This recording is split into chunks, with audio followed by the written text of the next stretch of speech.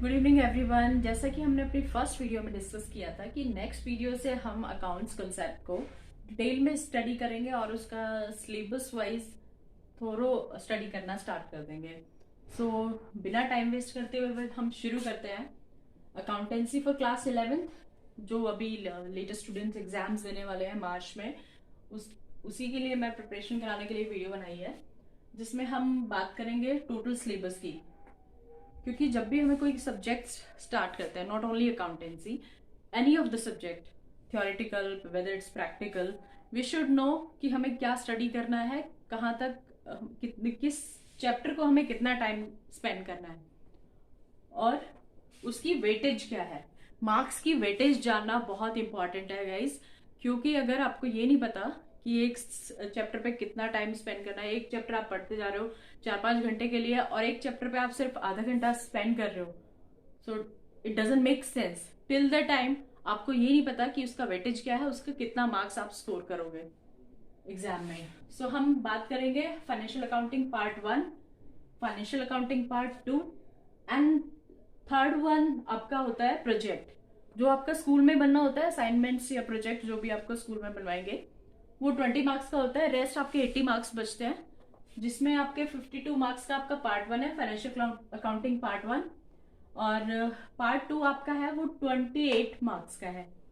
28 marks इसके और project के 20। ठीक है। सो अगर पार्ट 1 की बात करें उसमें 2 यूनिट है और पार्ट 2 में आपका थर्ड और फोर्थ। ओवरऑल आपको 4 यूनिट स्टडी करना है।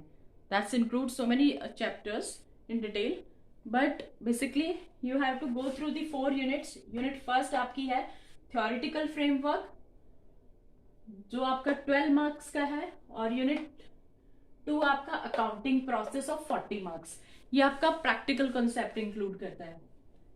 पार्ट 2 में आपकी यूनिट नंबर 3 है, जो आपका financial statement of sole proprietorship from complete and uncomplete records. This is financial statement. In short, I written down the FS here. Then unit 4 की बात करें, यूनिट 4 में ये हमें बताएगा कि अकाउंटिंग में कंप्यूटर्स का क्या रोल है, तो वो हम डिस्कस करेंगे यूनिट 4 में। हाँ, यूनिट 3 का जो मार्क्स था आपका 20 मार्क्स का है, यूनिट 4 आपका 8 मार्क्स का है। 11th स्टैंडर्ड में कंप्यूटर इन अकाउंटिंग में सिर्फ आपका थ्योरेटिकल कॉन्सेप्ट है कि अकाउंटिंग में कौन से सॉफ्टवेयर यूज होते हैं, कैसे डेटा मेंटेन करते हैं, और कंप्यूटर्स अकाउंटिंग में कैसे हेल्प करते हैं और अकाउंटिंग को और इजी बनाने में कैसे हेल्प करते हैं। तो सबसे पहले यूनिट फर्स्ट है आपकी थ्योरेटिकल फ्रेमवर्क, जो आपके 12 मार्क्स की है। और as you guys are 11th standard और कॉमर्स सब्जेक्ट आपने जस्ट स्टार्ट किया है, तो बच्चों ये जान लो कि आपको बेसिक फंडामेंटल्स तो क्लियर होने चाहिए, बिकॉज अगर ये क्लियर नहीं है तो आपके नेक्स्ट क्लासेस में प्रॉब्लम होने वाली है। तो अगर आप थ्योरेटिकल फ्रेमवर्क की बात करते हो तो ये सोच के मत चलना कि मार्क्स 12 नंबर का है, क्या करो छोड़ो, आप प्रैक्टिकल करो 40 का, 20 आपके असाइनमेंट में है। सो प्लीज आई रिक्वेस्ट, मेरी पर्सनल सजेशन है सबको, ये कॉन्सेप्ट पता होना ये आपका बेस है, क्योंकि ये जानना उतना इंपॉर्टेंट है। बिकॉज अगर ये आपने लूज कर दिया तो आने वाले टाइम में प्रॉब्लम होने वाली है। नेक्स्ट आपकी 12th क्लास है और 12th इसी के बेस पे है। जिसको ये बेसिक फंडामेंटल क्लियर है तो 12th कुछ भी नहीं है उसके लिए, इजीली वो स्कोर करेगा।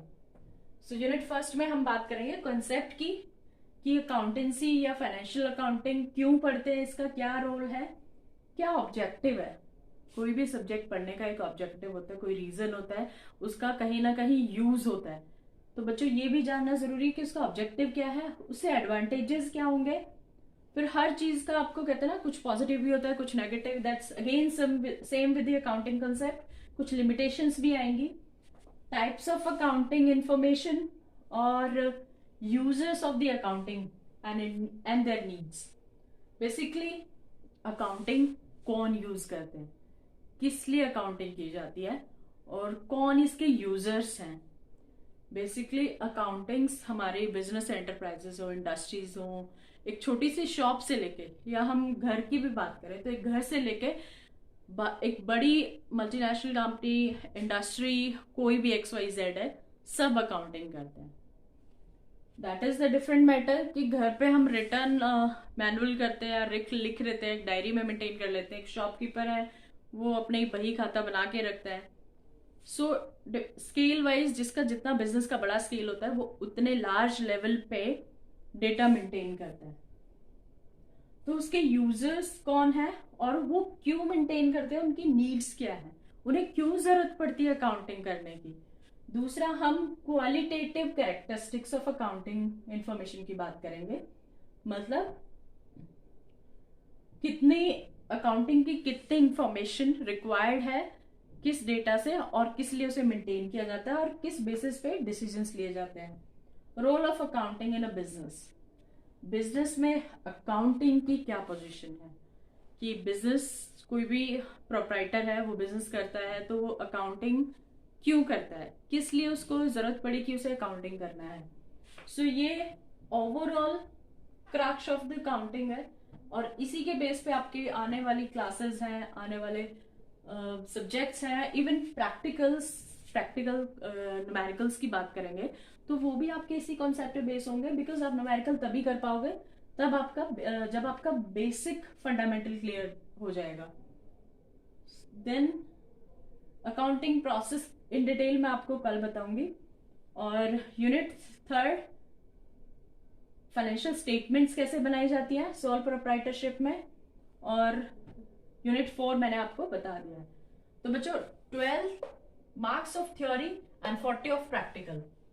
देन अगेन 20 का हमारा प्रैक्टिकल है, फाइनेंशियल स्टेटमेंट्स बनाने हमें सोल प्रोप्राइटर के, और कंप्यूटर इन अकाउंटिंग थ्योरेटिकल है। तो ओवरऑल 12 प्लस 8 20 मार्क्स का आपका थ्योरेटिकल होता है।